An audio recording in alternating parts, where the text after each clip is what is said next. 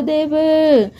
घड़ी साइकिल साथ या को झगड़ा में विदा क देव। घड़ी साइकिल साथ या धान नाही उपजल झाजी रवि के ने आसया।